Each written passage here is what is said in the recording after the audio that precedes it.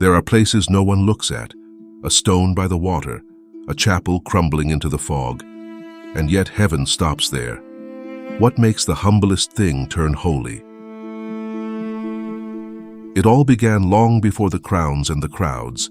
It began in Galilee, in the 1st century, under Roman rule. Villages of stone and dust, tax collectors on the roads, tribute that bent the backs of farmers, and a small nation who had waited for generations for an ancient promise to be fulfilled. In one of those villages, in Nazareth, a Jewish girl named Mary had just said yes to God. She carried Jesus within her when she set out for the hill country of Judea, to the home of her cousin Elizabeth. Days of walking on stone paths, a muted blue mantle covering her head, dust on her sandals. And crossing the threshold, Elizabeth's greeting met her. "Blessed are you among women." Then the young woman answered with a song still prayed today in every language on earth. "My soul magnifies the Lord, for he has looked upon the humility of his servant." A servant. That is how the Lord's mother named herself at the highest hour of her joy. She claimed no thrones, no titles. She simply recognized that God had set his eyes on what was smallest.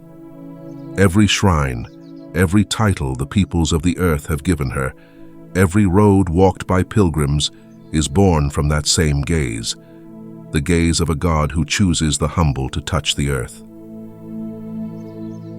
Many centuries later, on a wooded plain in central Italy, at the foot of Mount Subaseo, stood a tiny chapel among holm oaks and low oaks. 4 walls of rough stone, a roof of tile, an altar. It would fit whole in the yard of any house. They called it the Porciúncula, the little portion, the smallest piece of land. Above on the hillside, the town of Assisi showed its rose-colored walls. This was the Italy of warring communes, of towers raised out of pride, of merchants and soldiers moving up and down the roads. Below, on the plain, the valley fog wrapped those forgotten walls every dawn, as if it meant to hide them from view. Yet it carried a name far too large for its size, Saint Mary of the Angels. Franciscan memory holds that the place took its name because in that corner of the woods, angel songs could sometimes be heard. Voices not of this world, a thin music threading through the trees at dusk or in the depth of night. No one wrote down what they heard. The music passed from mouth to mouth among the simple people of the valley until it became a name, until it settled into the stone. And the chapel, meanwhile, was falling apart. Loose stones in the grass, the roof sagging, the altar covered in dust. No major road passed that way, no pilgrim sought it out. But some presences are never in a hurry. In that silence, someone was waiting. A mother had chosen her house in the place no one looked at, and she waited for someone able to see her. Up in the rose-colored town on the hill, the son of a cloth merchant was coming of age, a young man who dreamed of nightly glory and feasts until dawn. He did not yet know that his whole life would be decided down below, on the plain, in the fog. The decision came from where he least expected it. One day, praying before the crucifix in the half-ruined church of San Damiano, the young man felt that Christ himself was asking him to repair his house. He understood it his own way, with the simplicity of someone who looks for no hidden meaning. If the house was broken, it had to be raised again. He left behind his father's cloth, his dreams of knighthood, his name, his inheritance, and he set to work carrying stones. So he went down to the plain, toward the little portion hidden among the holm oaks. He found it as it was, the roof sagging, the walls broken open, the altar buried in dust, and he loved it for exactly that. For months he worked alone, unseen, in the fog of dawn and the birdsong, mixing the lime, setting each stone back in place, straightening what had fallen. The hands of the merchant's son, made for counting coins, covered in cracks and dirt. No one applauded, no one watched, and in that humble, quiet labor, Francis of Assisi was happier than he had ever been. It was there in 1209 that everything finally caught fire. One morning during Mass in that newly repaired chapel, he heard the gospel where Jesus sends his disciples out on the road. No gold, no bag, no second tunic, no sandals. And he understood that those words were meant for him. Not an idea, not a plan, a way of life. He took off his sandals, traded his belt for a length of rope, and went out to proclaim the peace of Christ with nothing but what he wore. He did not stay alone for long. Other men from Assisi, one after another, came down to the plain looking for him and stayed. Barefoot, dressed in sackcloth, they slept under the trees. Around the chapel of St. Mary of the Angels, the order of Friars Minor was born, the friars of the poor little portion of land. Of all the churches Francis had repaired, this was the one he never wanted to leave. The cradle of his fraternity had an owner, and she was the Mother of the Lord. Franciscan memory has kept it this way. On a Palm Sunday night in 1211, a young noblewoman of Assisi, Clare, left her family's house and crossed the darkened plain to the chapel. She arrived in the rich gown of a young lady, embroidered for another destiny, and before the altar of St. Mary of the Angels, she traded it for a rough habit, forever. That night, the women's branch of the Franciscan family was born. The small door had opened for her too. A chapel small enough to fit in a courtyard was already welcoming everyone who sought something larger than the world. The merchant's son, his companions, a nobleman's daughter, each had left much behind, and in the little portion found everything. The greater gift was still to come, because that small door, opened one night for Clare, would one day open for anyone who came with a repentant heart. According to the tradition of the Friars Minor, in 1216, Francis walked to Perugia, where Pope Honorius III was residing at the time. He was not going to ask for land, revenues, or protection for his order. He was going to ask for a gift for others, that anyone who entered the chapel of St. Mary of the Angels repentant and confessed would receive full forgiveness of their sins, all of it. No money, no journey, no conditions. The request was enormous. In those days, a pardon like that was earned on the great pilgrim roads of Christendom, Jerusalem, Rome, Santiago. Months of travel, dangers, costs only some could afford. And that barefoot friar was asking for it for a chapel the size of a barn, hidden among the oak trees, within reach of any peasant in the valley.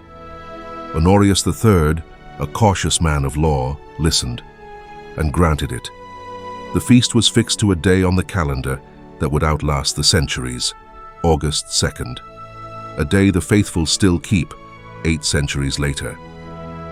From then on, every summer, the people of the valley came down to the plain. Peasants, mothers with their children, old men who could barely walk. They stepped into the cool shadow of the chapel, knelt before the Virgin on the altarpiece, and walked out with a clean soul. They had paid nothing. They had earned nothing. That was exactly the heart of the gift, the forgiveness of Jesus Christ offered before any merit, like water that rises from the ground without anyone asking for it. Francis had asked for it with that same simplicity. Mercy is not sold, it is given. And what is truly given is given in a small place, so no one is afraid to walk in. 10 years later, the man who had asked for that pardon returned to the little portion to die. He was gravely ill, worn down by years on the road. In his hands, his feet, and his side, he bore the wounds of Christ, which had marked him 2 years before. He asked to be taken there, to the chapel where everything had begun. He asked to be laid on the bare ground, poor to the end. And in early October of 1226, surrounded by his brothers, beside the chapel of the Virgin, he died in peace. He had been born to a new life in that chapel. In that chapel, he chose to give it back. The mother's house was also the door of his passing into eternal life. In 1277, as the last who had known him were dying, an elderly friar, Benedict of Arezzo, put the memory of the pardon into writing before a notary. It had been kept by Brother Massaio, a companion of Francis. What until then had passed from friar to friar was now set down in ink, so time could not erase it. And the centuries did with the chapel what faith does with what it loves. They protected it without changing it. Between 1569 and 1679, a great Renaissance basilica rose over it, its dome visible from across the plain. It carried the same humble name, Saint Mary of the Angels. But the immense structure did not come to replace the small one. It came to shelter it. Even today, whoever passes through the basilica's monumental doors finds at its center, beneath the vault, the little chapel of rough stone. Tile roof, plain altarpiece, unchanged since the days of Francis. There the great serves the small, like a marble reliquary built around a single grain of wheat. Can a place so small hold a promise so great? The friars minor believed it could, and when their brothers set sail for lands Francis had never seen, they carried what took no room in the hold, the name of Saint Mary of the Angels and the date of the pardon. The title crossed the ocean, and on the far side of the sea, not knowing it, a green valley between volcanoes awaited it. That valley bore the name of an ancient city, Cartago, founded in 1563, capital of one of the poorest provinces in the Spanish Empire.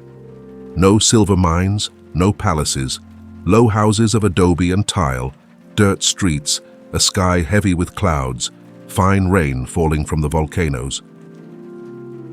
But even within that poverty there were degrees. In the center lived the Spaniards.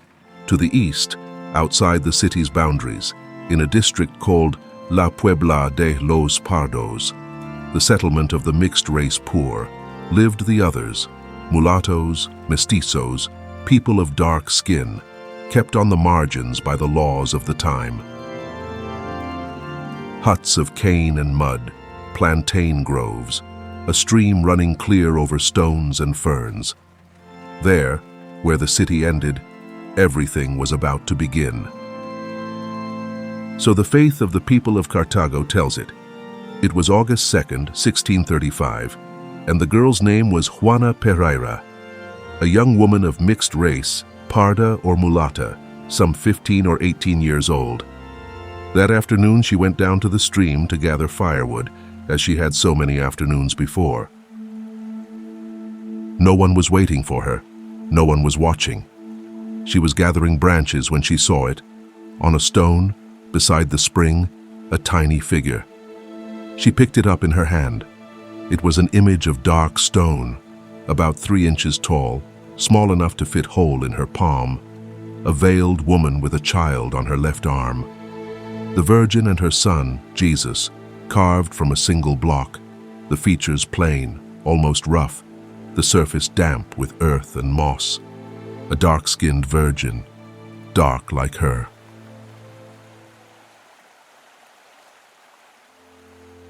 She carried it home and kept it, the way one keeps a small treasure. The next day she went back to the stream for more wood, and there was the figure again, on the same stone. Bewildered, she ran to her hut. The place where she had put it away stood empty. She put the image away again. Again it returned to the stone. Then the girl did what simple people did with what they could not explain. She brought it to the priest. The parish priest, they say, locked it away under lock and key. And so the devotion of the simple has kept it. From there too it vanished, and that time as well it was found on the rock by the spring, serene, waiting. No one needed further signs. That small lady wanted no borrowed altar. She had chosen her place, a stone at the edge of a stream in the district of those who counted for no one, and she had chosen her people. On that stone around 1639, the first chapel rose. Walls of mud and cane, a tile roof, a plain altar where the tiny carving reigned without a crown. The Pardos of the valley felt her their own from the first day. She was dark like them. She had let herself be found by one of them. She had chosen to live in their district, not in the city of the gentry.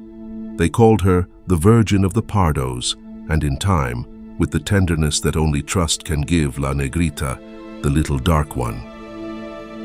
Beside the stone, the spring kept flowing, and the sick began drinking its water, asking for health. They received everything twice over, the mother and the water, neither one earned, neither one bought. In 1782, the whole city, even the city of the gentry, declared her Patroness of Cartago. The last had received first. Now they opened the door to everyone else. An image that returns and returns again to the place where no one expects to be chosen. That silent insistence was the only sermon the valley ever needed. And the seed kept growing. What had been born in a marginal district was on its way to becoming the heart of an entire people. In 1824, Costa Rica was a young state, barely born out of 3 centuries of Spanish rule, still searching for its face. And when that small country wanted to say who it was, it looked toward Cartago, toward the tiny carving from the stream. That year, Our Lady of the Angels was declared Patroness of Costa Rica. The devotion of one marginal district became the name of an entire nation. In time, August 2nd would become a national holiday. It was the day the valley's memory keeps as the day of the finding, the same day as the Porciúncula's pardon across the sea. Rarely does history draw so clean a circle. The lady who had chosen the last was now the mother of all. Generations passed. Grandmothers taught their grandchildren to cross themselves before La Negrita.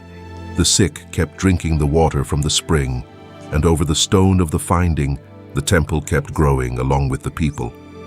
Everything seemed solid, rooted, permanent. Until the night of May 4th, 1910. That day the earth shook beneath Cartago with a violence the city would never forget. Walls buckling, roof tiles falling like rain, dust and screams in the darkness.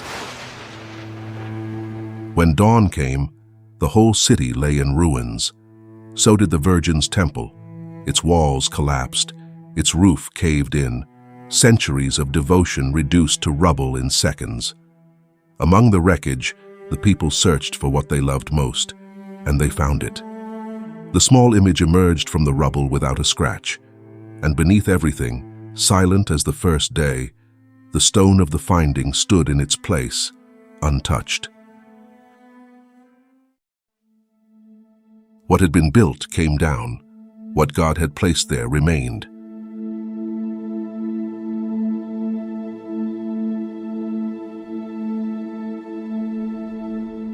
The people of Cartago then did what they had learned from their mother, returned to the same place.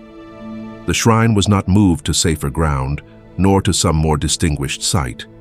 It would be rebuilt right there, on the same stone, around the same spring. Starting in 1912, under the direction of the Catalan architect Luis Llagostera, a new temple began to rise. It was unlike anything the country had known. A Byzantine-style basilica of gray stone, its towers crowned with domes, arches and columns painted with flowers, ceilings of painted wood, slowly gave shape to the interior. Year after year, the scaffolding climbed higher, men hoisting stone after stone under the sun, while the faithful kept coming to pray amid the dust and noise of the work. The city that had lost everything was rebuilding, stone by stone, the one thing it refused to lose. Then came the day of the highest recognition. On April 25, 1926, with the authorization of Pope Pius XI, the image received its canonical coronation. Before a crowd of lace veils and hats gathered from across the country, the 3-inch carving was crowned with gold, the same one Juana had picked up from the moss with wet hands. The mother who holds Jesus on her left arm, the one who had waited on a rock for a poor girl to find her, now received the crown of a queen. Nothing smaller, nothing greater. And in July 1935, that same Pius XI raised the shrine to the rank of minor basilica. Rome set its seal on a faith that had not been born in Rome, but in a stream in the district of the Pardos. A stone no one moved, an image no one could keep away from its place, a temple fallen and raised again on the same ground. That is how a faith holds through ruin and generations, not in the strength of walls, but in the faithfulness of a presence, and in the faithfulness of a people who learned from her to always return to the same place. That return over the years would become a road. Every August, an entire country would set out toward the stone and the water. And so it happened. Today, when the calendar reaches July 23rd, all of Costa Rica begins to lean toward Cartago. The novena begins, 9 days in which every diocese in the country arrives in pilgrimage with its rosary, and the city readies itself like someone expecting a guest. The image herself comes out to meet her people in the Pasada, the traditional procession that carries her from the Cartago Cathedral to the Basilica, amid singing and bells. On the eve of the feast, the Rosary of Light sets the night ablaze with thousands of candles. Bead by bead, the voices repeat the name of Jesus on the lips of his mother. But the heart of it all is the road. Every year, above all on the night before August 2nd, close to 2 million people set out on foot toward the Basilica. 2 million, a good part of a country walking in the same direction. They come from San Jose and from much farther away. Some have been walking for days from distant provinces. The route drops from the hill of Ochomogo down into the valley, and by dawn it is a river of people, flashlights, plastic ponchos against the fine drizzle. Children asleep on their parents' shoulders, the elderly leaning on their children, water stations and first aid tents along the edge of the road. Many walk barefoot. Others cover the last stretch to the altar on their knees, held up by a relative gripping their elbows. This is no improvised march. Every year, weeks in advance, medical teams and 525 officers of the public force cover the route from Ochomogo to the shrine. On June 5th, technicians from the Ministry of Health test the water from the spring and the fountains, so the gift stays safe as well. And at the end of the road, the goal. Inside the basilica, high on the main altar, the tiny carving shines atop its golden frame, surrounded by flowers, lights, and candles. From below, the dark face is barely visible amid the glow of the metal, but every one of those who arrive knows exactly who they are looking at. They speak to her softly, the way one speaks to a mother. They present their children to her. They give thanks. They ask. Along the walls of the crypt, beside the stone of the finding, the ex votos pile up. Small pieces of silver and brass shaped like legs, eyes, hearts, houses.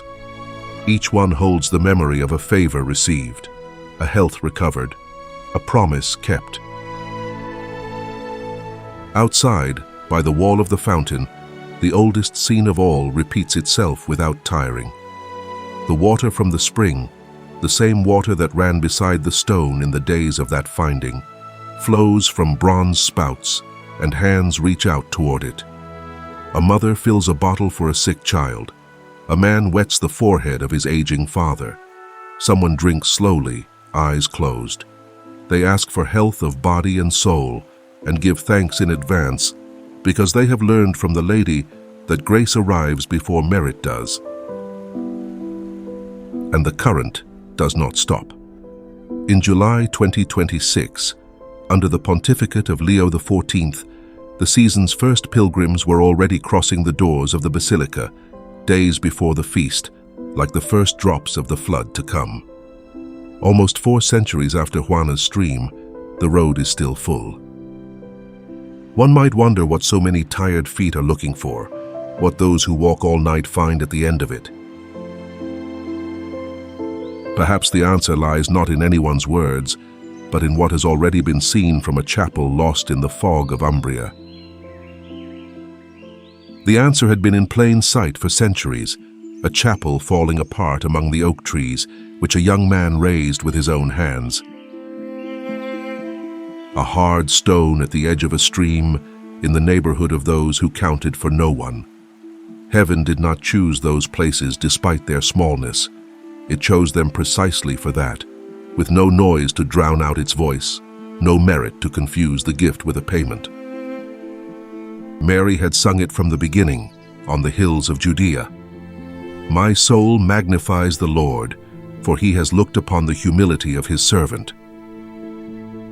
Everything else was that song coming true slowly, across the centuries. The carving that, as the faith of the people has kept it, returned twice to the same stone, like someone repeating a choice. The temple brought down and the rock left whole underneath. Some presences insist on staying, and they always stay low, within reach of those who have nothing else. Francis walked into a ruined chapel, and out of it came a family scattered across the world. Juana opened her hand beside the water, and a whole people found a mother. That is what humble things do when heaven dwells in them. They do not make themselves larger, they make larger those who touch them. Through all of it, she never spoke a single word. She did not need to. Her way of speaking was to remain, near the barefoot friars of the plain, near a girl gathering firewood, near a people walking at night through the rain, and always with the child on her left arm, because a mother does not point to herself.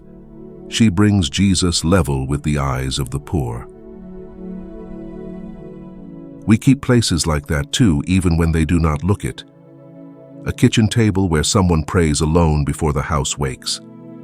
Corners no one would look at twice, the way no one looked twice at that stream. Perhaps the sacred does not wait for us to build something great. It waits, simply, for a door left open. The question from the fog and the stream has not aged. What makes the humblest thing turn holy? Every pilgrim carries it back home, like water in a bottle, and the answer, now as then, belongs to whoever receives it. As long as a whole country keeps setting out each August, as long as the water keeps springing beside the stone of the finding, Our Lady of the Angels will go on where she has always been, in the smallest of things. Her arms full of her Son, she waits without hurry for those who arrive weary. Our Lady of the Angels, Queen and Lady of the Angels, Patroness of Costa Rica, Mother of the Humble, pray for us.